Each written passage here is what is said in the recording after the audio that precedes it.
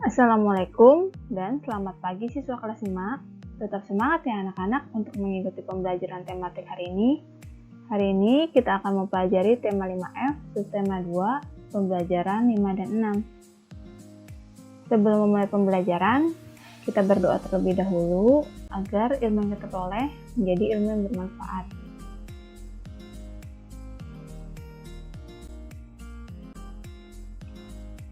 Materi yang kita pelajari hari ini yang pertama, membuat kesimpulan isi teks media cetak dari diagram, keuntungan dan kerugian perpindahan kalor dalam kehidupan sehari-hari, menjelaskan ragam pola lantai tari daerah, mengembangkan pola lantai tari daerah, dan menceritakan hak, kewajiban, dan tanggung jawab.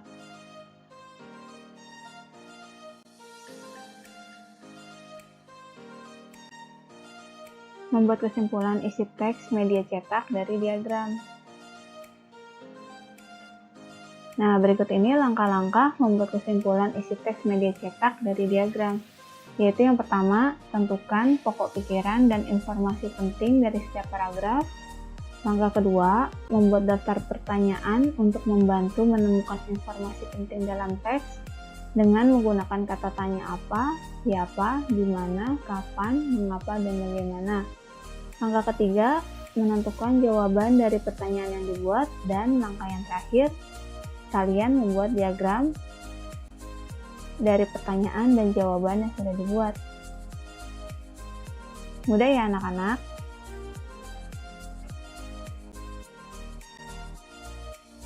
Keuntungan dan kerugian perpindahan kalor dalam kehidupan sehari-hari.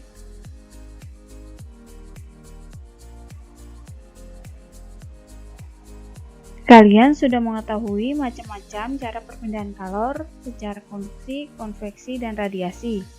Adanya perpindahan kalor ini dapat membantu kalian dalam kehidupan sehari-hari. Misalnya, ibu lebih mudah merebus air menggunakan panci, udara dapat bersirkulasi melalui jendela, atau baju lebih cepat kering di bawah terik matahari. Namun, kita tetap harus berhati-hati dalam beraktivitas.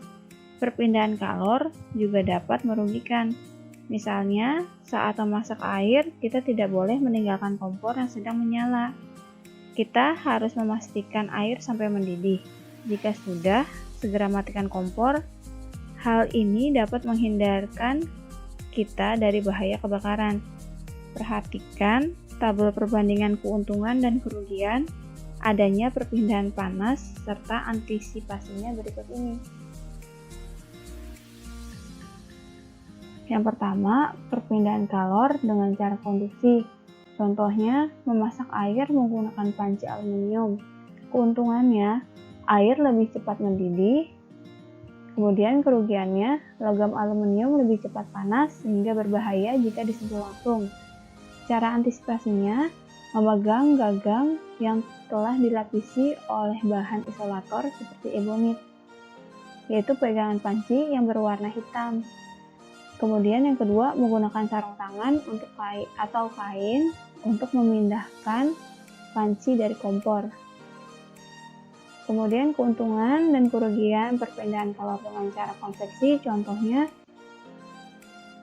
contoh perpindahan kalor secara konveksi adanya aliran air saat air mendidih.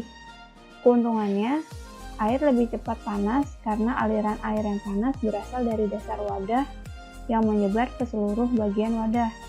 Kerugiannya, letupan uap air mendidih berbahaya jika terkena tubuh.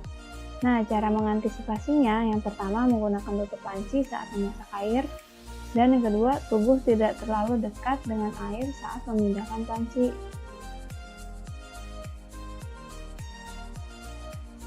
Perpindahan kalor yang ketiga, radiasi. Contohnya pancaran sinar matahari yang mengenai tubuh. Keuntungannya, tubuh terasa hangat saat terkena sinar matahari. Kerugiannya, jika kondisi matahari sedang terik, kita akan merasa kepanasan. Cara mengantisipasinya yaitu menggunakan payung atau topi untuk melindungi tubuh dari terkena sinar matahari secara langsung.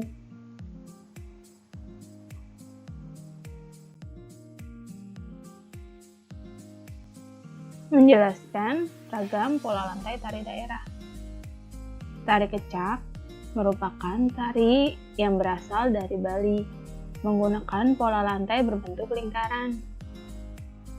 Dengan jumlah penari berkisar antara 50 sampai 150 orang. Pola lantai melingkar memang banyak dipakai untuk menunjukkan sesuatu yang sakral atau suci.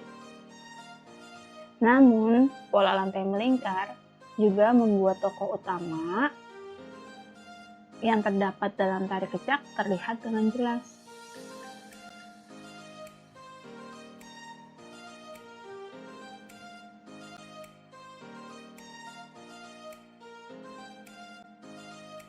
Mengembangkan pola lantai tari daerah. Setiap pola lantai dapat dikembangkan menjadi beberapa pola lantai lainnya. Contohnya, tari saman yang berasal dari Aceh memiliki pola lantai lurus ke samping dan zigzag. Pola tersebut dapat berubah menyesuaikan irama musik atau gerakan yang berbeda dari sebelumnya. Berikut ini pola lantai pada tari saman dari hitungan ke-1 sampai hitungan ke-3. Pada hitungan ke-1, jenis pola lantainya menggunakan pola lantai horizontal. Pada hitungan kedua, pola lantainya membentuk pola zigzag, dan pada hitungan ketiga, pola lantai pada tari saman bentuknya pola zigzag sempurna.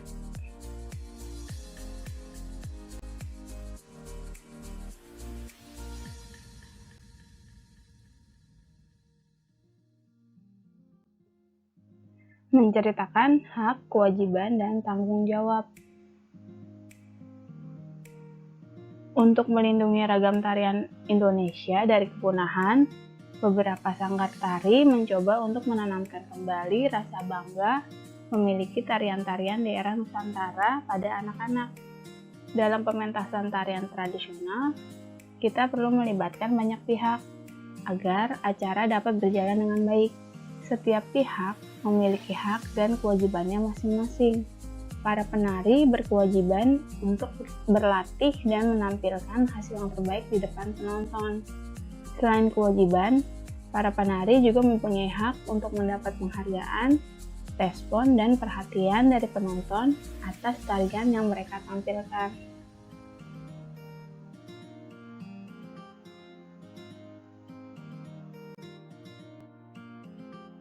Nah, berikut ini latihan soal yang akan kalian kerjakan. Ada 4 buah soal. Tolong kalian tulis di buku tulis latihan tematik kalian dan menggunakan soal. Semangat ya anak-anak. Selamat bekerja, salam sehat, dan tetap semangat.